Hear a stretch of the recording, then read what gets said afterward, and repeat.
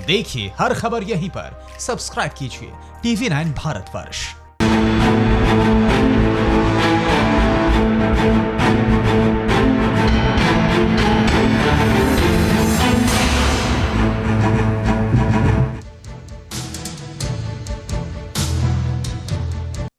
नमस्कार, मैं हूं दिनेश गौतम।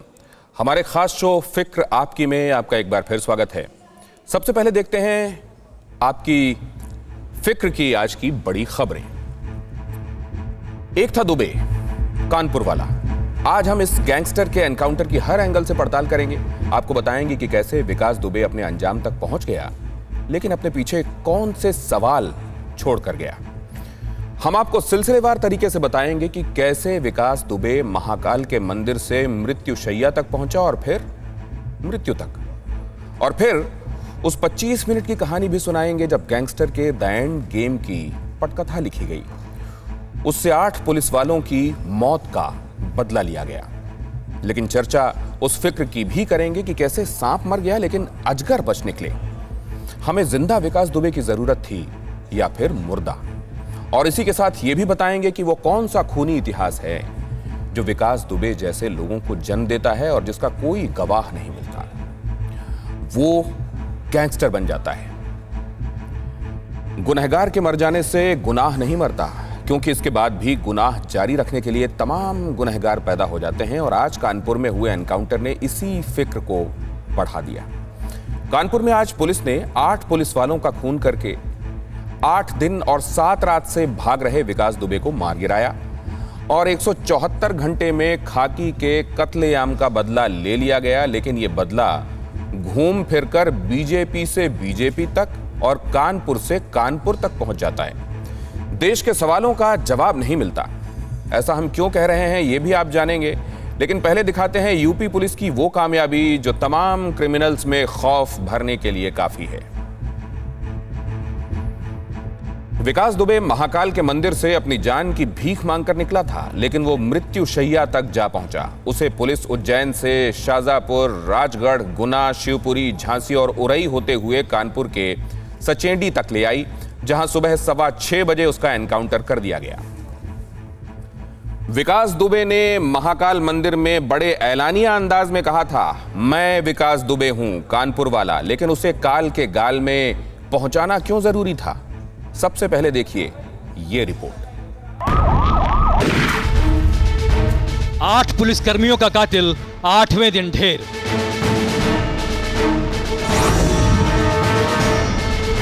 एक 174 घंटे में खाकी ने ले लिया बलिदान का बदला।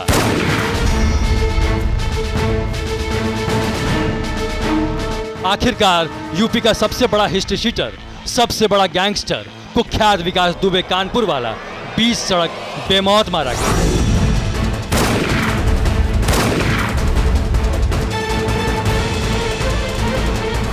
न आगे कोई न पीछे कोई। जिस हथियार के दम पर 30 साल तक जराइम की दुनिया में धमक कायम रखी, वो असलहा भी काम नहीं आया।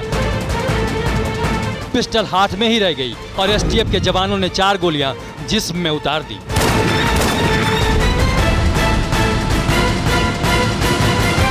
और यहीं कानपुरिया गैंगस्टर विकास दुबे की कहानी खत्म हो गई। विकास दुबे कानपुर वाले की पहचान एक था दुबे की बनकर रह गई। पुलिस टीम द्वारा पीछा कर उसे घेर कर आत्मसमर्पण करने हेतु कहा गया, किंतु वह नहीं माना और पुलिस टीम पर जान से मारने की नीयत से फायर करने लगा। पुलिस द्वारा आत्मरक्षार्थ जवाबी कार्रवाई की गई। 2 जुलाई की रात कानपुर के बिकरू गांव में विकास दुबे और उसके गुर्गों ने चौबेपुर थाने से दबिश देने आए खाकीधारियों पर बारूदी बारिश कर दी। 8 पुलिसकर्मियों की लाशें बिछा दी, 7 को जख्मी कर दिया और यहीं से विकास दुबे एंड कंपनी के खात्मे का काउंटडाउन शुरू हो गया।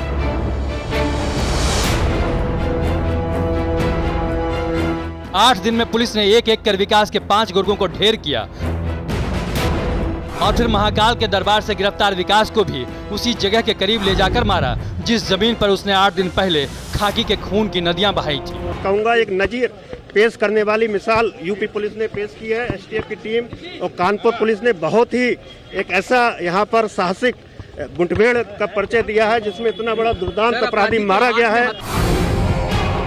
3 दशक तक जिसका कानपुर में सिक्का चलता रहा, 30 साल तक जिसने कानपुर के क्राइम और पॉलिटिक्स में अपना साम्राज्य कायम रखा, आखिरकार पुलिस ने 10 जुलाई की सुबह उसका फुल एंड फाइनल कर दिया। सवाल ये उठता है कि क्या विकास दुबे की मौत के बाद उसके गैंग का खात्मा भी हो जाएगा, या फिर वैसा ही होगा जैसा अपराध जगत में होता आया है, यानी कहीं अंतःपुर में उसका कोई उत्तराधिकारी जन्म लेगा और उसके बम बारूद के सिंहासन पर उसे बिठाया जाएगा। फिलहाल ऐसा होता नहीं दिखता, क्योंकि भले ही यूपी पुलिस विकास दुबे को पकड़ने में नाकाम रही, लेकिन लगता ऐसा है कि खाकी वाले 8 के बदले 16 के फॉर्मूले पर काम कर रहे हैं। एक एक कर 5 गुर्गों को निपटाने के बाद पुलिस वालों से पाला पड़ा विकास दुबे का। मौत भी ऐसी कि परिवार वालों ने भी शव को हाथ लगाने से मना कर दिया। किस प्रकार से लोगों की, गुंडों बदमाशों की इतनी हिम्मत हो सकती है कि पुलिस वालों को जो है वो गोली मार करके उनको खत्म, 8 लोगों को खत्म कर सकते हैं। इन विषयों पर मैं सबसे पहले यूपी पुलिस को और यूपी सरकार को मैं उसके लिए शुभकामनाएं देता हूं। मतलब जिसने 30 साल तक कई गांवों में जगह और जमीन तय किए, राजनीति जिसके इर्द गिर्द घूमती रही, जिसने पावर और पैसे का अंबार देखा, आखिरकार कुछ भी काम नहीं आया। कुख्यात विकास दुबे बेमौत मारा गया और एक एक कर उसके साथियों का सफाया हो रहा है। दर्जनों सलाखों के पीछे पहुंच चुके हैं। मतलब हिस्ट्री शीटर विकास का खेल खत्म हो चुका है और उसका साम्राज्य समाप्ति की ओर बढ़ चुका है। अब सवाल उठता है कि क्या सांप मर गया और अजगर बच निकला, क्योंकि इतिहास गवाह है कि किसी भी बड़े अपराधी का जन्म राजनीतिक रूपी बरगद के नीचे होता है। विकास दुबे के मामले में भी यही सच है, जिसकी संपूर्ण कथा हम चंद मिनटों में आपको सुनाने वाले हैं। कि यूपी की सियासत में कोई ऐसी पार्टी नहीं थी जिसमें दुबे का रसूख नहीं था, और कानपुर में कोई ऐसा नेता नहीं था जिसके साथ विकास का उठना बैठना नहीं था। 15 साल तक वो गांव का प्रधान रहा, 5 साल तक जिला प्रतिनिधि, लेकिन पॉलिटिक्स के असली खेल का खिलाड़ी नहीं बन सका। क्योंकि 60 अपराध कर कोई बड़ा क्रिमिनल बन सकता है, लेकिन सियासतदान नहीं। विकास दुबे की हत्या से तमाम ऐसे सफ़ेद पोशों का अपराध खुलने से बच गया। विकास दुबे की हत्या से राजनीति का अपराधियों से गठजोड़ का खुलासा होने से बच गया कि कैसे राजनेता इन अपराधियों का इस्तेमाल करते हैं। सियासतदानों के साथ इसने मंच भी साझा किया, पार्टी में अपनी हनक भी दिखाई, लेकिन पावर और पॉलिटिक्स के असली गेम को समझ नहीं सका और इस खेल के असली महारथियों के हाथ का मोहरा बनकर रह गया। और अब ये मोहरा खल्लास हो चुका है, आगे दूसरे मोहरे बनेंगे और इस गेम के असली खिलाड़ी बचे हैं, बचे रहेंगे। विकास दुबे जैसे लोग बेमौत मारे जाते हैं और मारे जाते रहेंगे। विकास दुबे जैसे लोगों का मारा जाना जरूरी है, समाज की गंदगी को साफ करते रहना जरूरी है, और उत्तर प्रदेश की पुलिस ने वो ही किया। विकास दुबे का अंत उसी कानपुर में हुआ जहां की जमीन में वो खाकी के खून से उसे लाल करके फरार हुआ था। लेकिन वारदात के ठीक 1 हफ्ते बाद जब वो मध्य प्रदेश से गिरफ्तार हुआ, तब भी कई सवाल खड़े हुए, और जबकि उसका अंत हो चुका है, तब भी बहुत से सवाल सामने हैं। क्योंकि विकास दुबे की गिरफ्तारी जितनी फिल्मी थी, वैसे ही उसका एनकाउंटर भी फिल्मी अंदाज में हुआ।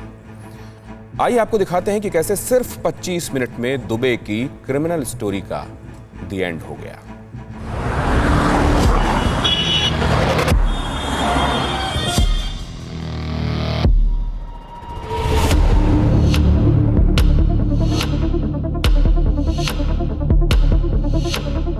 आठ पुलिस वालों के कातिल गैंगस्टर का गेम ओवर। सिर्फ 25 मिनट में विकास दुबे का हुआ द एंड।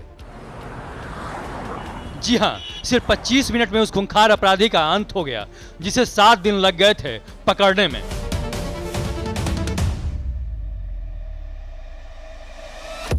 सुबह 6 बजे 12 टोल प्लाजा कानपुर। पहली गाड़ी, दूसरी गाड़ी और तीसरी गाड़ी। एसटीएफ की इन 3 गाड़ियों का काफिला विकास दुबे को कानपुर ला रहा था और सफेद रंग की इस दूसरी गाड़ी में था विकास दुबे।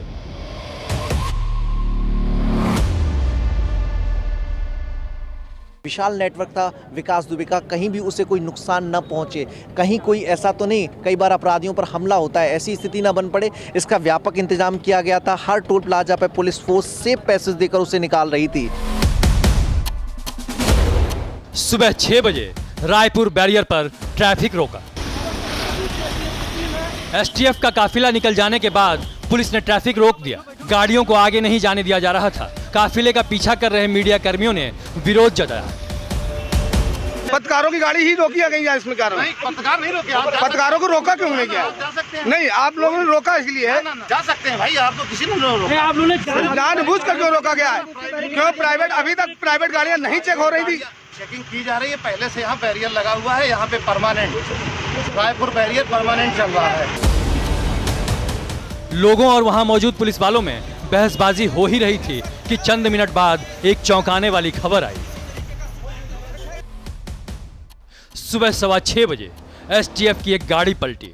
कानपुर नगर भौती के पास प्रातः लगभग 6:30 बजे पुलिस का उक्त वाहन दुर्घटनाग्रस्त होकर पलट गया, जिससे उसमें बैठे अभियुक्त व पुलिस जन घायल हो गए।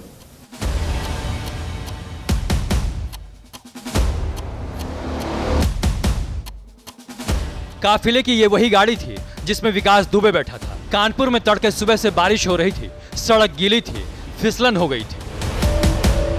हाईवे के इस पोर्शन में 3 गाड़ियां काफिले में थी। पहली स्कॉर्पियो जो एस्कॉर्ट कर रही थी, एक बीच में सफारी थी और तीसरी गाड़ी थी टीयूवी।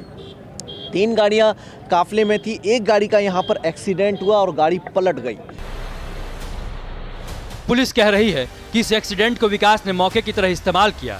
गाड़ी में उसके बगल में जो पुलिस वाले बैठे थे उन्हें भी चोट आई। इससे पहले कोई विकास के मंसूबे को समझ पाता, विकास दुबे ने एक पुलिस वाले की पिस्टल छीनकर भागने की कोशिश की और उसमें वो कामयाब रहा। वाहन के दुर्घटनाग्रस्त हो जाने के पश्चात विकास दुबे ने पुलिस की एक पिस्टल छीनकर भागने का प्रयास किया और उसने गोली चलाई और उसके बाद पुलिस ने जवाबी फायरिंग की।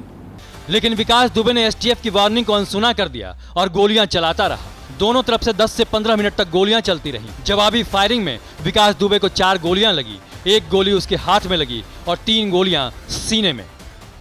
यहाँ पर आजू बाजू खेत है, हाईवे बहुत दूर हो जाता है। यहाँ से इस रास्ते से होकर वो वहाँ तक भागा और पुलिस पर, एसटीएफ पर फायर किया। जवाब में एसटीएफ ने भी फायरिंग की और 150 मीटर दूर हाईवे से नीचे उतरकर इस कच्चे रास्ते पर यहाँ से होकर विकास दुबे भागा था और 150 मीटर दूर जो आपको स्पॉट नजर आएगा वहाँ जाकर विकास दुबे को 4 गोलियां लगी और ये वो स्पॉट है जहाँ पर विकास दुबे गिरा। सुबह 6:40 गैंगस्टर विकास दुबे ढेर। पुलिस की 4 गोलियां खाने के बाद विकास दुबे कीचड़ और पानी से भरी जमीन पर ढेर हो गया। कुछ सांसें बची थी, पुलिस फौरन अस्पताल लेकर गई। इसमें एक मुठभेड़ हुई जिसमें दुर्दांत अपराधी जो हैं विकास दुबे घायल हुआ, जिसको अस्पताल में जो हैं उसको डेड डिक्लेयर किया गया। इसके साथ ही अंत हो गया उस विकास दुबे का और जुर्म की दुनिया का एक चैप्टर क्लोज हो गया। विकास दुबे के एनकाउंटर के बाद से एक सवाल सबके मन में उठ रहा था, शायद आपके मन में भी आया हो, और वो ये कि आखिर गाड़ी पलटी तो कैसे पलटी। इस सवाल का जवाब भी शाम होते होते आ गया, जब एसटीएफ ने एक प्रेस नोट जारी किया और एनकाउंटर पर उठ रहे तमाम सवालों का सिलसिलेवार जवाब दिया। एसटीएफ ने बताया कि जब काफिला सचेंडी में कन्हैया लाल अस्पताल के सामने हाईवे पर पहुंचा, उस वक्त अचानक गाय भैंस का एक झुंड सामने आ गया। लंबे सफर की वजह से थके ड्राइवर को अचानक गाड़ी मोड़नी पड़ी, जिससे गाड़ी बेकाबू होकर पलट गई। हादसे में 4 पुलिस वाले घायल हुए और थोड़ी देर के लिए बेसुध हो गए, जिसका फायदा उठाकर विकास दुबे भागने लगा। इसकी जानकारी पीछे की गाड़ी में आ रहे पुलिसकर्मियों को दी गई। उन्होंने तत्काल विकास दुबे का पीछा किया, लेकिन विकास दुबे ने पुलिस वालों को जान से मारने के लिए छीनी गई पिस्टल से फायरिंग शुरू कर दी। एसटीएफ का कहना है कि विकास दुबे को जिंदा पकड़ने की भरपूर कोशिश की गई, लेकिन सेल्फ डिफेंस में गोलियां चलानी पड़ी, जिसमें वो मारा गया। विकास दुबे के अपराध का चैप्टर खुला था साल 2001 में।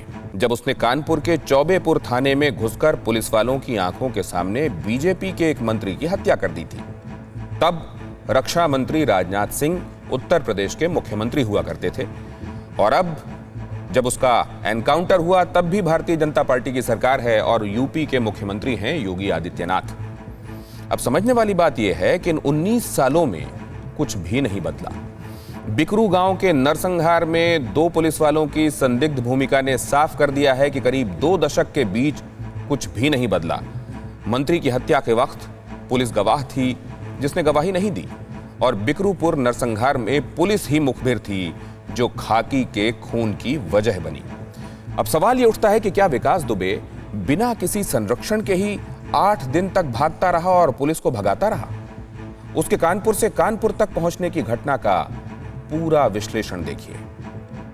2 जुलाई 2020 बिकरू गांव, कानपुर, यूपी। यही वो काली रात थी जब गैंगस्टर विकास दुबे के सिर पर शैतान नाचा था। उस रात हत्या की धमकी और पुलिस से मारपीट के मामले में दबिश देने के लिए सीओ देवेंद्र मिश्रा के साथ पुलिस की टीम विकास के गांव में पहुंची। जब दुबे गैंग ने टीम पर गोलियों की बौछार कर दी। विकास को पुलिस के आने की खबर पहले से मिल चुकी थी और वो अपने गुर्गों के साथ AK-47 जैसे घातक हथियारों से लैस होकर घात लगाकर बैठा था। पुलिस की टीम जैसे ही रास्ते में रखी JCB के पास पहुंची, हथियारों ने आग उगलना शुरू कर दिया। हमले की तैयारी से बेखबर पुलिस वाले बुरी तरह से घिर गए। देखते ही देखते विकास और उसके साथियों ने सीओ देवेंद्र मिश्रा समेत 8 पुलिसकर्मी शहीद कर दिए। कानपुर की इस वारदात के बाद विकास दुबे ने जान बचाने के लिए भागना शुरू किया। जो भागम भाग कानपुर में ही खत्म होनी थी विकास दुबे की मौत के साथ। वारदात वाली रात विकास दुबे बाइक से फरार हुआ और 2 किलोमीटर दूर शिवली गांव में अपने करीबी के घर में जाकर छिप गया। 3 जुलाई 2020 8 पुलिस वालों की हत्या की खबर पूरे देश में आग की तरह फैल गई। यूपी के पुलिस महकमे में हड़कंप मच गया। राज्य में लॉ एंड ऑर्डर को लेकर तरह तरह के सवाल उठने लगे। अपराधियों के हाथों पुलिस की हत्या से जनता सख्ते में आ गई। यूपी डीजीपी ने फौरन प्रदेश के 75 जिलों में विकास को पकड़ने के लिए अलर्ट जारी कर दिया। यूपी पुलिस और एसटीएफ कानपुर से लेकर राज्य के अलग अलग हिस्सों और दूसरे राज्यों में विकास दुबे की तलाश में जुट गई। आखिर पुलिस को पहली कामयाबी 6 घंटे के बाद मिल गई। 8 पुलिस वालों के हत्यारों में से गैंगस्टर विकास दुबे के 2 गुर्गे प्रेम प्रकाश पांडे और अतुल दुबे को एसटीएफ और यूपी पुलिस की टीम ने मुठभेड़ में मार गिराया। प्रेम प्रकाश विकास का मामा था और अतुल दुबे चाचा। दोनों का एनकाउंटर बिकरू गांव के पास के जंगलों में हुआ। 4 जुलाई 2020 4 जुलाई को जब कानपुर की पुलिस बिकरू गांव पहुंचकर विकास के घर पर बुलडोजर चला रही थी, तब भी विकास दुबे शिवली गांव में ही छिपा हुआ था और टीवी पर अपने घर को जमींदोज होते देख रहा था।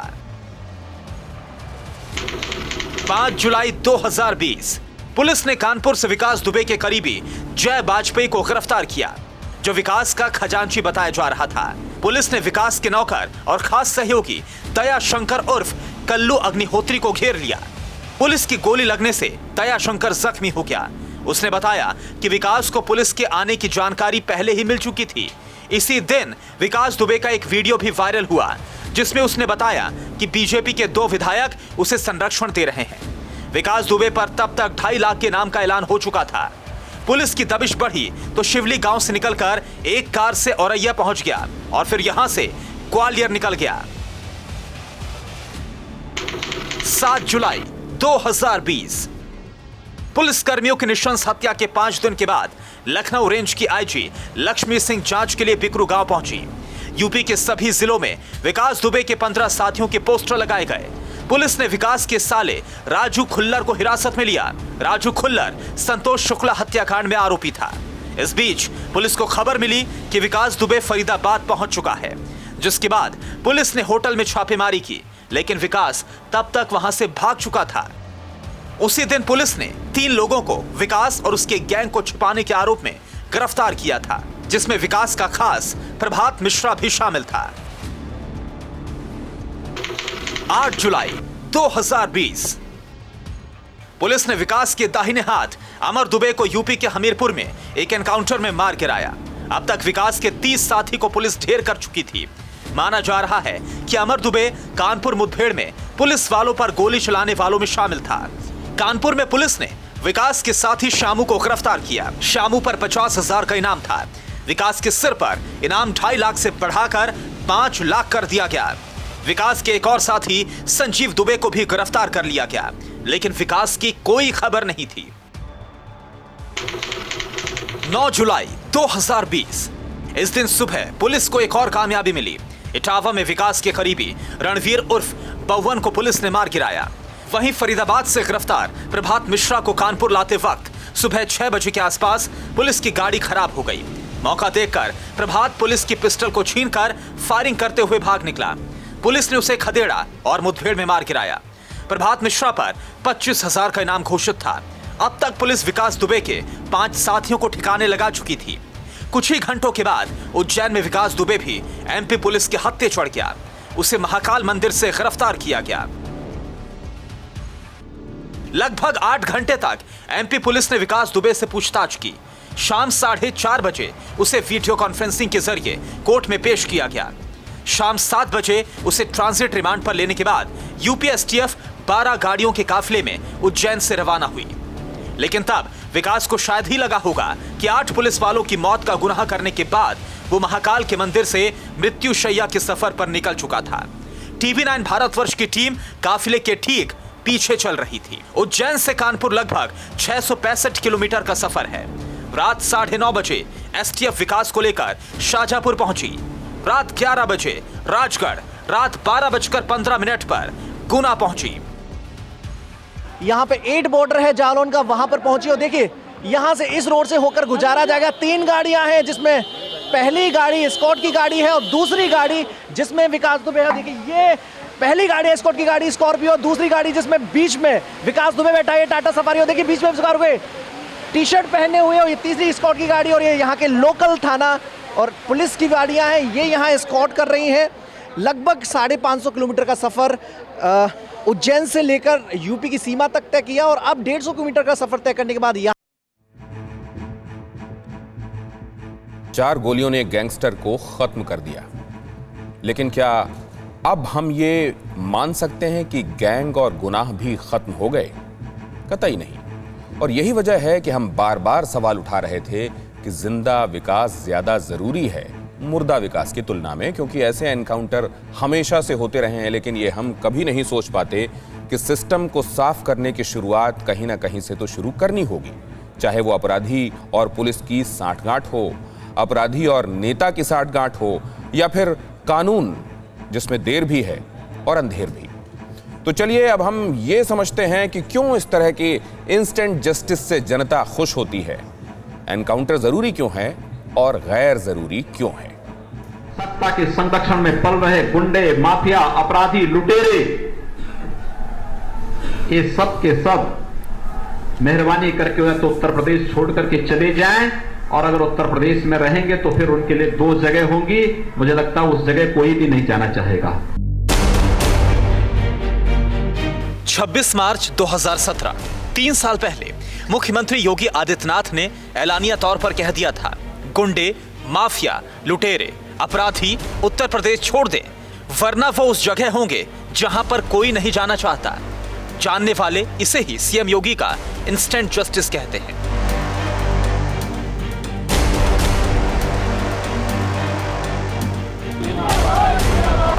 इंस्टेंट जस्टिस यानी कि ऐसा न्याय जो ऑन द स्पॉट होता है और जनता गदगद होती है, मौके पर ही जयकारे लगते हैं।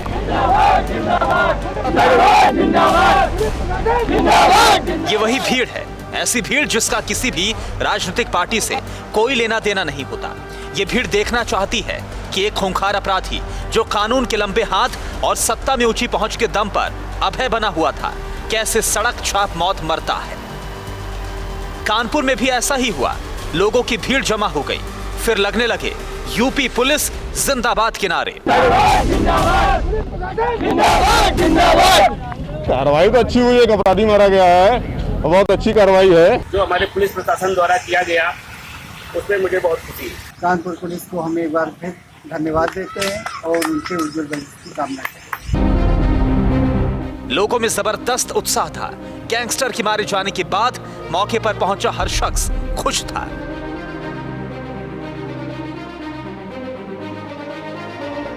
अब सवाल है कि अचानक ऐसा क्या हुआ कि कल तक जिस पुलिस पर नाकामी का तमगा था उसकी वाहवाही होने लगी।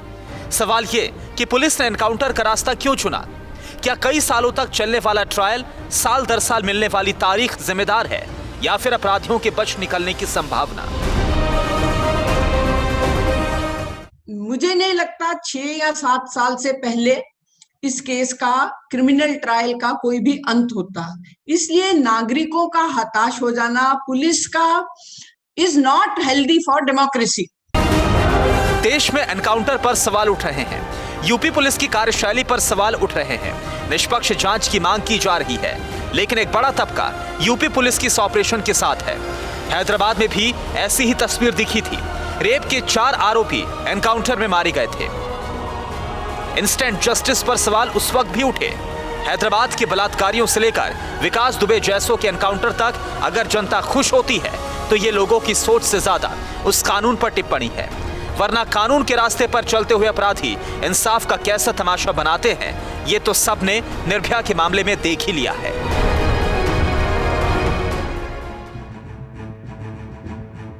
उत्तर प्रदेश में क्राइम से निपटने के लिए पुलिस को खुली छूट है, लेकिन पिछले कई सालों के रिकॉर्ड बताते हैं कि पुलिस के हाथ खोल देने से भी न तो क्राइम घटा और न ही क्रिमिनल। 2000 से 2017 के बीच 17 सालों में एनएचआरसी में जो शिकायतें आई हैं, उनमें से 1782 एनकाउंटर अकेले यूपी से थे। 2017-18 में एनएचआरसी में मानवाधिकार उल्लंघन के 78,000 मामले सामने आए, जिनमें से 38,000 सिर्फ यूपी से थे। इसलिए विकास दुबे का जिंदा रहना जरूरी था और सिस्टम की ईमानदार सफाई की भी जरूरत थी। विकास दुबे के एनकाउंटर के बाद उसके गांव में सर्च ऑपरेशन तेज हो गया है, उन हथियारों की बरामदगी के लिए जिनसे विकास दुबे और उसके गुर्गों ने खाकी का खून बहाया था। वो हथियार जो पुलिस वालों से लूटे गए थे, उसका सुराग देने के लिए पुलिस ने 24 घंटे का अल्टीमेटम दिया है। सर्च ऑपरेशन फिलहाल चल रहा है और वहां से खास बात यह है कि इन बमों को बांधने के लिए जो टेप इस्तेमाल की जाती है, बड़ी संख्या में वो टेप बरामद हुई है। ये देखिए, ये वो 7 देसी बम है जो कि पंचायत घर के अंदर से बरामद हुए हैं। ये मैं चाहूंगा कैमरामैन से आपको दिखाएं। ये आप देखिए, इस तरीके से बम बनाए गए थे। काफ़ी वेट है, तकरीबन 500 ग्राम का एक बम है। ये देखिए किस तरीके से इस बम को चारों तरफ से टेप लपेट कर, इसके अंदर विस्फोटक है, इन बमों को तैयार किया गया था। फिलहाल इन्हें निष्क्रिय करने के लिए इस तरीके से पानी के अंदर रखा हुआ है, बाल्टी के अंदर। विकास दुबे के घर के पास से बम बरामद हो रहे हैं। बम और हथियार उसके घर में भी छुपे होने का शक है, जिससे पुलिस ढहा चुकी है। कि हो सकता है कि विकास दुबे ने अपने घर के अंदर भी कुछ असला और बारूद अभी भी छिपा कर रखा हो, तो लिहाजा वो बरामद करना है। तो उसी लिहाज से इस वक्त जो स्नीफर डॉग हैं उनकी मदद से, और साथ ही जो बम निरोधक दस्ता है वो विकास दुबे के घर के ऊपर मौजूद है और यहाँ तलाशी ली जा रही है। घर का जो हिस्सा बचा हुआ है वहां पर भी तलाशी ली गई।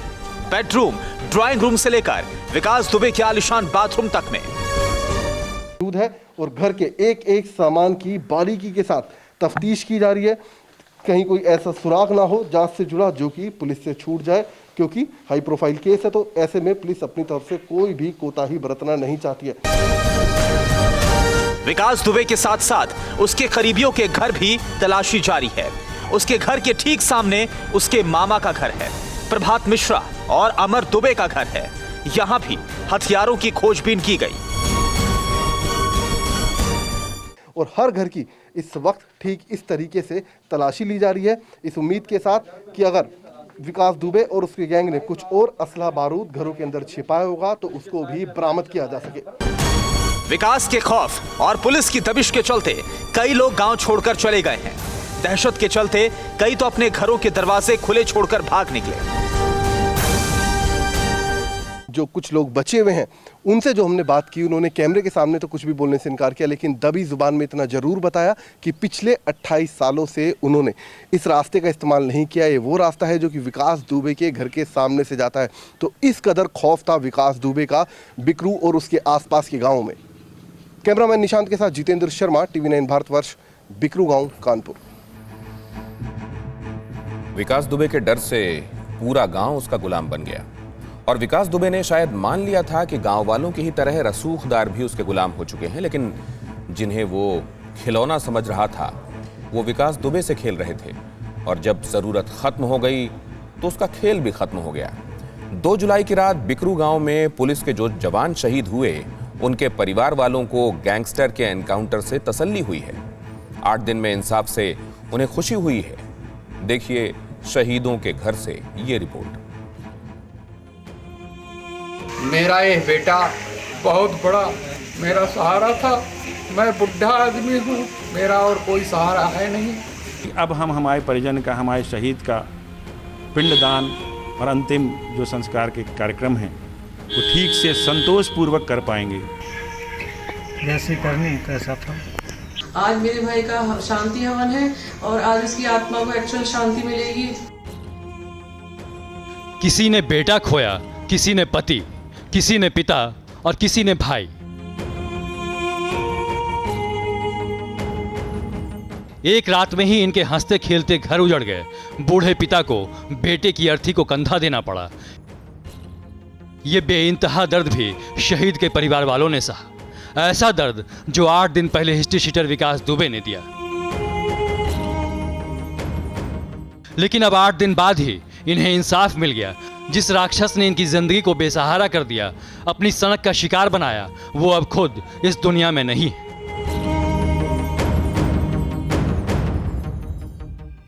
बुलेट से खेलने वाला अंत में बुलेट का ही शिकार बना। सरेआम सरेराह एनकाउंटर में मारा गया। अब चौकी इंचार्ज शहीद अनूप सिंह के पिता के कलेजे को ठंडक मिली है। मेरा ये बेटा बहुत बड़ा मेरा सहारा था। 2 बेटे और हैं मेरे। मैं बुढ़ा आदमी हूँ, मेरा और कोई सहारा है नहीं। अब इस पर भारत सरकार विचार करे, मेरी इस गरीबी को दूर करने का कष्ट करे। सही श्रद्धांजलि आज जो है इन शहीदों को मिली है, ये होना बहुत जरूरी था। इसके साथ जितने थे बदमाश, सीबीआई जांच करा करके इनका भी पता लगाया जाए और इन सबको कड़ी सी कड़ी सजा मिलनी चाहिए। अब हम हमारे परिजन का, हमारे शहीद का पिंडदान और अंतिम जो संस्कार के कार्यक्रम हैं वो ठीक से संतोषपूर्वक कर पाएंगे। हैदराबाद में जब 4 बलात्कारियों का एनकाउंटर हुआ था तब चीफ जस्टिस ऑफ इंडिया ऐसे बोबडे ने कहा था कि बदले की भावना से किया गया न्याय अपना चरित्र खो देता है। आज एक बार फिर वही सोचने का वक्त है, क्योंकि विकास दुबे के एनकाउंटर से भी जनता खुश है।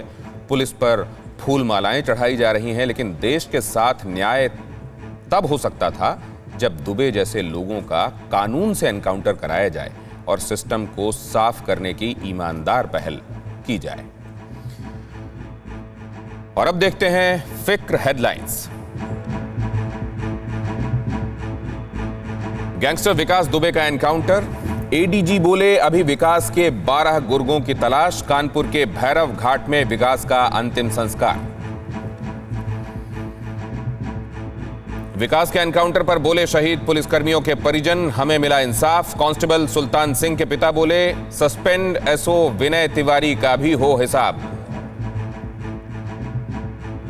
एनकाउंटर पर यूपी में सियासत तेज। राहुल प्रियंका ने उठाए सवाल। अखिलेश का वार, कार पलटाकर बचाई सरकार।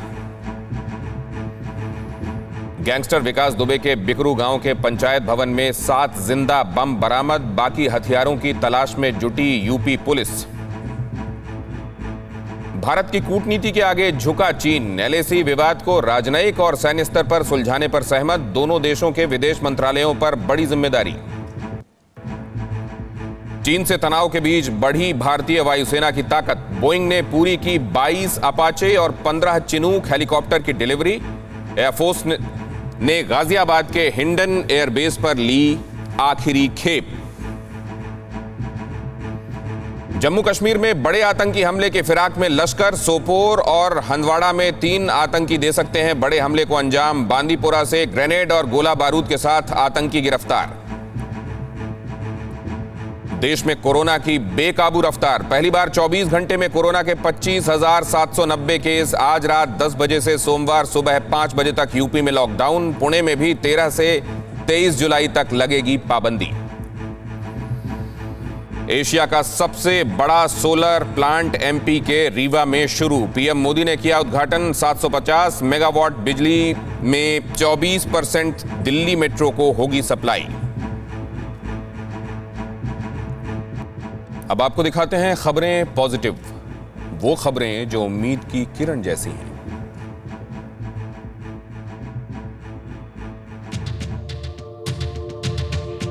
कोरोना भले ही अभी तक भारत में रोज नए रिकॉर्ड बना रहा हो, लेकिन देश में बना एक रिकॉर्ड राहत महसूस कराने वाला है। अभी तक भारत में कोविड-19 वायरस से संक्रमित हुए लोगों में से करीब 5 लाख लोगों ने कोरोना पर विजय पा ली है। वो संक्रमित होकर ठीक हो चुके हैं। हालांकि भारत में कोरोना संक्रमण का आंकड़ा 8 लाख के करीब पहुंच चुका है और 21,000 से ज्यादा लोगों की मृत्यु हो चुकी है। लेकिन ज्यादा मरीजों वाले देश ब्राजील और अमेरिका की तुलना में सबसे तेज रिकवरी भारत में ही है। कोरोना के बढ़ते आंकड़ों के बीच सरकार ने एक बार फिर कहा है कि भारत में वायरस कम्युनिटी ट्रांसमिशन के स्तर पर नहीं आया है। देश के 733 जिलों में से सिर्फ 49 जिलों में ही कोरोना के 80% केस सामने आए हैं। स्वास्थ्य व परिवार कल्याण मंत्रालय के ओएसडी राजेश भूषण की तरफ से कहा गया कि कोरोना अभी स्थानीय स्तर पर फैल रहा है और स्वास्थ्य मंत्री डॉक्टर हर्षवर्धन ने जीओएम की मीटिंग में इसकी पूरी जानकारी दी है। इंडस्ट्री और कमर्शियल कंपनियों के लिए हरियाणा सरकार की सरल पोर्टल वरदान के तौर पर साबित होने लगी है। इस पोर्टल पर कोई ट्रेड लाइसेंस के लिए अप्लाई कर सकता है। उसे नगर निगम के दफ्तरों के चक्कर नहीं लगाने होंगे और साथ ही लाल फीताशाही पर अंकुश लगाना भी आसान हो गया है। अगर किसी आवेदनकर्ता को 12 दिन के अंदर लाइसेंस मिलने पर जवाब नहीं मिलता तो सरकार उनके खिलाफ राइट टू सर्विस एक्ट के तहत कार्रवाई करेगी। अनलॉक 2 में शहरों में रोजगार के अवसर एक बार फिर से मिलने लगे हैं और इस वजह से मजदूरों का रिवर्स माइग्रेशन शुरू हो गया है।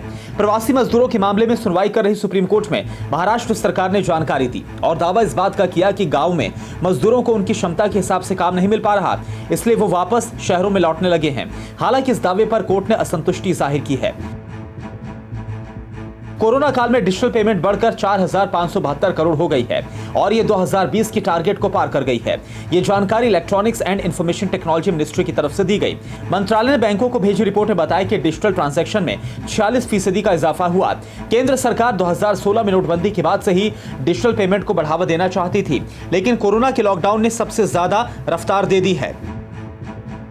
रंगभेद को लेकर लग रहे आरोपों के बीच अमेरिकी टीवी ने पहली बार एक अश्वेत एक्ट्रेस को बैट वुमेन चुना है। ये एक्टर हैं जेविसिया लेस्ली। अमेरिका के CW टेलीविजन पर जनवरी से बैट वुमेन के दूसरे सीजन का प्रसारण शुरू होने जा रहा है, जिसमें लेस्ली एक ऑस्ट्रेलियन एक्ट्रेस को रिप्लेस करेंगी।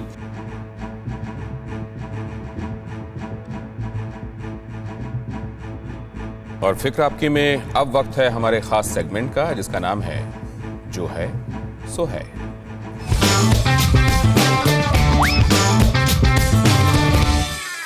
सबको पता है कि ज्यादातर मामलों में एनकाउंटर क्यों, कब और कैसे किया जाता है। विकास के मामले में तो लोगों ने एक तरह से भविष्यवाणी भी कर दी थी, लेकिन क्या ऐसा होना ठीक है? ऐसे ज्यादातर मामलों में पुलिस को पता होता है कि एनकाउंटर के बाद लोगों की प्रतिक्रिया क्या होगी। लिहाजा हैदराबाद के रेपिस्ट हो या कानपुर का विकास, एनकाउंटर के बाद पुलिस की कई जगह जय जयकार भी हुई। पर क्या ऐसा किया जाना कानून की प्रक्रिया को कमजोर करना नहीं है? जवाब है कि बिल्कुल है, लेकिन जब अदालतों से तारीखें ज्यादा और इंसाफ कम मिलता हो, वहां से बच निकलना ज्यादा मुमकिन कर दिया गया हो, क्रिमिनल जस्टिस सिस्टम पीड़ित को ही हैरेस करने लगे, तो जनता को यह तरीका भाने ही लगेगा। लेकिन ऐसा है तो ठीक है, लेकिन कहा जाता है कि अच्छा सिस्टम वो होता है जो लोक कल्याण के काम को लोकप्रिय कामों से ऊपर रखता है। जनता बेशक कुछ चीजों पर नाराज हो, लेकिन अगर वो जनता की भलाई के लिए तो होना चाहिए। और इस बीच यूपी सरकार की तरफ विपक्षी राजनीतिक दलों का उंगली उठाना मुझे वैसा ही नजर आ रहा है जैसे होली में घर आकर आईना देखने से पहले दूसरे का पुता हुआ चेहरा खुद से ज्यादा अजीब और हास्यास्पद लगता है। बाकी तो जो है सो है।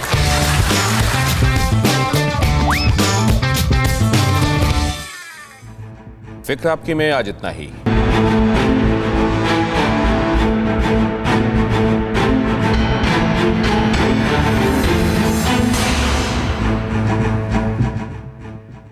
परवाह देश की, सोमवार से शुक्रवार रात 10 बजे TV9 भारतवर्ष पर।